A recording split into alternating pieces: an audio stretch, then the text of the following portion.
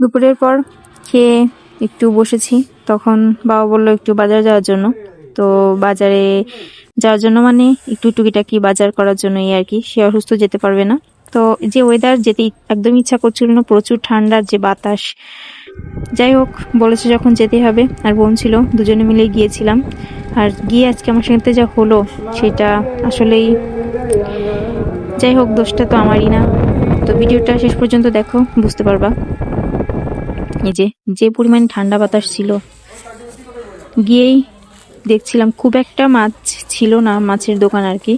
তো যেই টুকিটাকি ছিল সেখান থেকেই নিলাম। 2-3টা দোকান ছিল মাছের, এই একটা বড় মাছ নিলাম। এখানে যে কয়টা মাছ আছে, যে মাছটা নিয়েছি তার থেকে একটু বড়।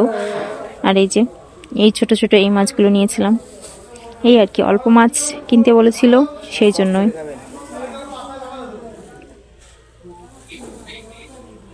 তবে মাছগুলো ফ্রেশ ছিল। আমি যদিও কেনাকাটা করি, এই সম্পর্কে একটু ধারণা আছে, এই জন্য আর কি।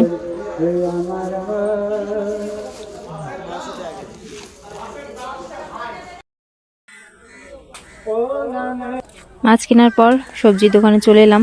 প্রথমেই আলু নিতে হবে, এই জন্য আলু মাপ করতে দিয়েছিলাম।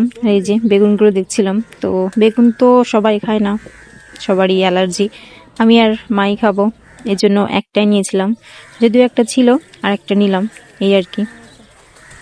এই যে, আর চারিদিকে যে পরিমাণে কুয়াশা ছিল, আর নিচেও কিছু কিছু দোকান ছিল, সেগুলো দেখছিলাম। যদিও এখন ভাঙা বাজার, সকালের দিক বাজারটা ভালো হয়, এই আর কি।